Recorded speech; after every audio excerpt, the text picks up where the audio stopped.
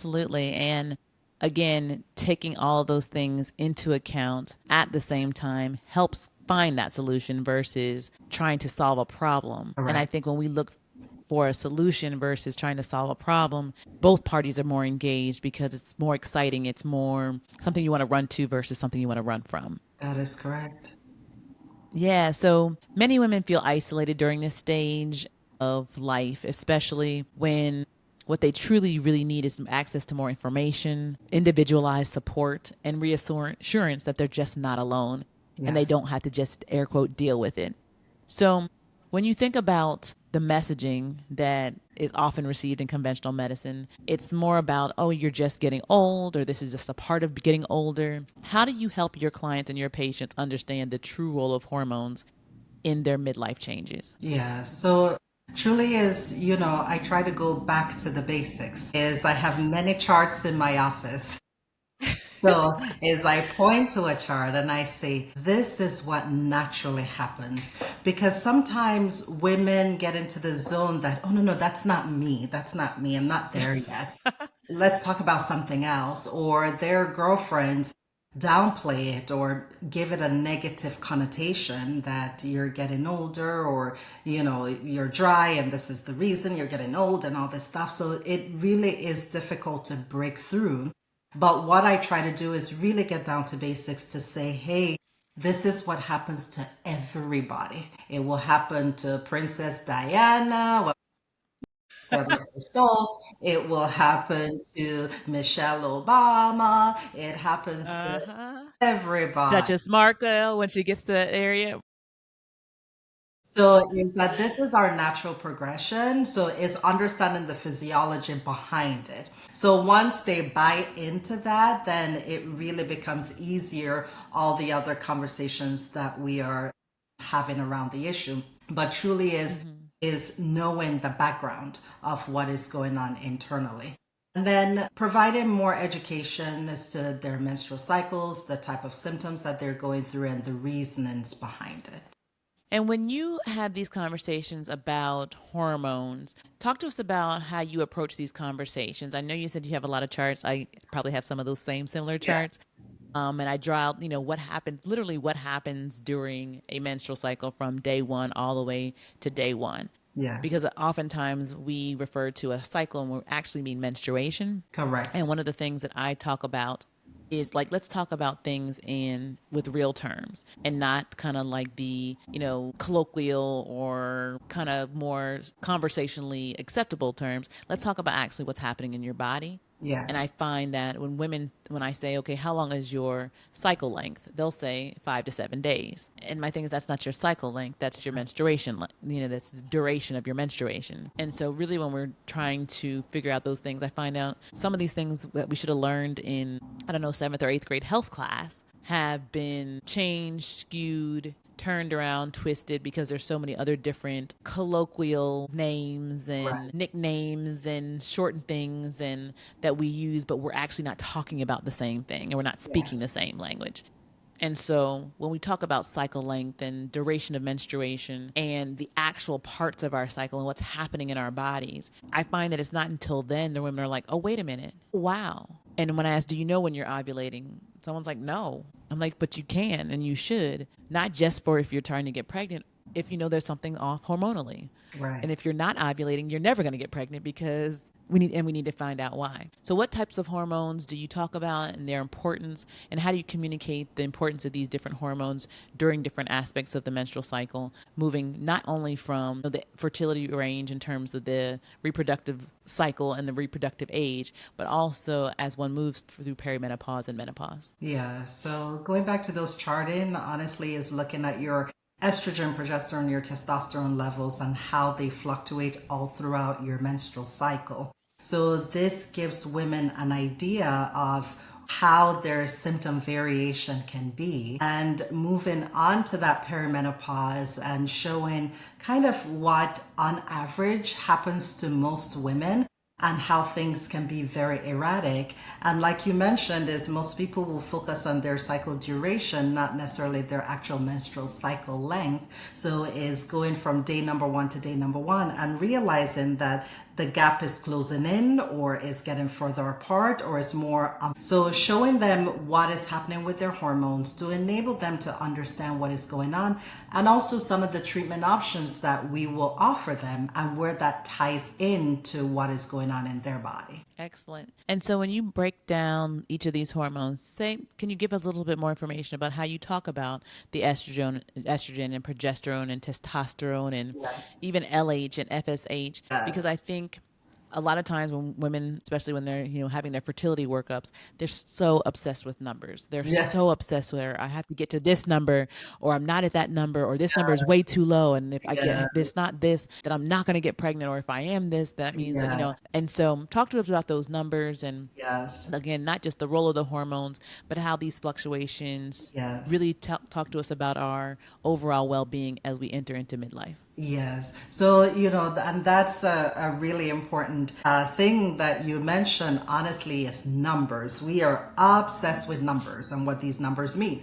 And the normograms that come with these lab testing, and now with your medical records being accessible at a push of a button, is that we are having patients analyze and interpret numbers versus an overall clinical picture. So is the thing to realize is that one thing affects the other, which affects the interpretation. So you cannot just focus on one thing. I have mid-level providers that work with me, and I always say is sometimes I will see someone focus on one thing on imaging. I said, but what is the reason why we did this to begin with? Because that really affects how you interpret it. So that's why we are experts in this, and that's why we want you to come to us so that we can help you interpret it into something that is clinically relevant. It's all about being clinically relevant. So when we check hormones, we really do a wide range of things. We are really trying to rule out things that are super abnormal, things that can be treated in other ways and not necessarily due to your reproductive system. So when we do the hormone checks is we are looking at your FSH and your LH, which is made by an area in your brain. These are hormones that are created in different numbers and in different, we call it pulsatile secretion. Pulsatile secretion. And the amount of pulses is influenced by other things. So your stress level, your weight, too much exercise, all these other things. But saying that is that these hormones made by the brain talk to your ovaries. And bottom line, how I explain to patients about hormones are messengers. They tell something else what to do. That's it, messengers. So you can deliver the message quietly, or you can deliver the message loud and you're shouting. So your hormones made by your brain are talking to your ovaries. Your ovaries now in turn make other hormones that will talk to your uterus. And all of that feeds back to the brain to tell it to do more of something or less of something. So really paying attention to numbers alone does not really give you a full interpretation. But I would say probably the clearest one that we can point to and that sometimes, going back to numbers and some of the gaslighting that patients will get from certain providers that don't understand this is as they are going through the transition and in perimenopause, which we know can be years before someone's period actually ends, is they will check their hormones and they will say, everything is normal. There's nothing going on. Everything is normal. However, is that we do know that feedback can be compensated. There's some compensation that happens, but the clearest that we can be in hormone interpretation when it comes to perimenopause and menopause is truly when someone is in menopause, because that one is very clear. When you're in menopause, is generally your FSH and your LH hormones. Generally, they're talking to your ovaries. Now they have to scream, shout. They have to create more and more and more to try to get the same result. And it doesn't happen. And when the clear-cut definition of menopause is now it's been shouted for so long that now it's been 1 full year without a period, then you have gotten into menopause. So when you check the lab values is that you are able to see this occurrence. But in the years prior to that, you may or may not see it because sometimes the ovaries will wake up and say, okay, yeah, I'll listen a little today. And so your levels, your brain doesn't have to shout too much. Times is the ovaries will say, well, yeah, I'm hard of hearing today, scream more. So if you check your levels that time, then you will see that difference. But a lot of women, as we pay attention to numbers in the perimenopause, you're more often going to see normal values than abnormal values. But it does not take away from the fact that you are going through that process. Yes, and thank you so much for just elucidating that process a little bit more, because I think sometimes we get, when I see women getting so consumed with the numbers, they're like, do I need to do my blood work again? Do I need to do my blood work again? How Yes. often should I do my blood work? Yes. And I mean, almost to the point, like after every menstruation where they get their period, they're like, I need to check my blood work. And I Yes. think that's going to get really expensive, and you're not going to get any more information. That's And I correct. won't do it. And they're like, well, what if? And I'm like, but that's not how this works. Yes. And all it's going to do is make you more stressed and make you more concerned, when really what I want you to do is start to just take care of your body, taking care of your body. Yes. Because there's not enough. I think we're used to now seeing all these people on Instagram and different places that they're making all of these promises. If you just do their Yes. program, and if you Yes. just eat this way, and if you just get these tests done, and Yes. if you just do certain things, then you'll be able to get pregnant in, your later 40s, your, whatever. And there's part of that it can be. I've worked with people that, yes, they were able to get pregnant in their later 40s. But also there's a point in time where, like, your body's just saying that at this point, and this is about what your body was doing, one, when you were born, Mhm. also what you did to your body all through life. And it's going to say, like, no mas, I can't do this anymore. I don't want to do this anymore. Yes. And I want to move you to this next phase of life. And Right. there's no amount of supplements, no amount of pills, no amount of injections, no Yes. amount of anything, because this is the Lord's work. This is Yes. God's work. It's It is.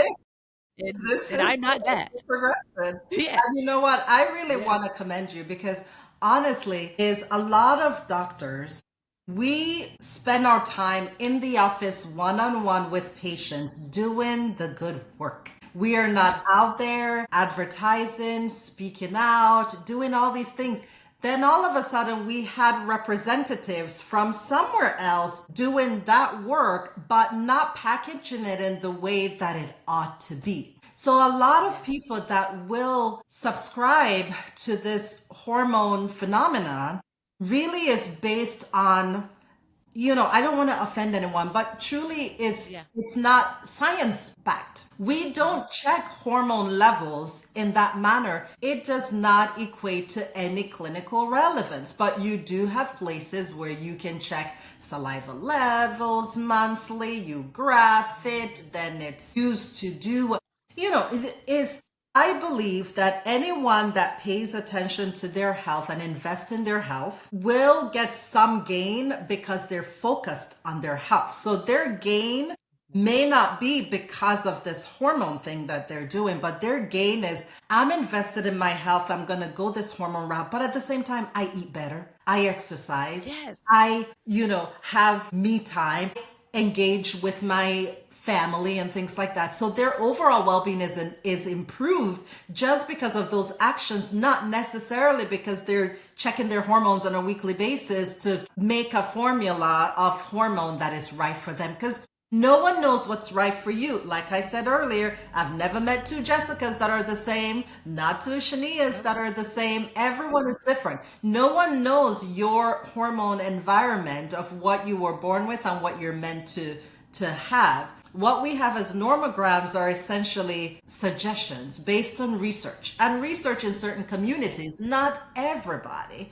So it truly Yeah. is, I had to talk to myself to say, hey, you need to get out there. Other people cannot be talking for you. I've invested in my education. Have, I love women's health is I need them to hear from you, more people to hear from me than the person that is coming to me in front of me. I need more people to Yes. know. Yeah.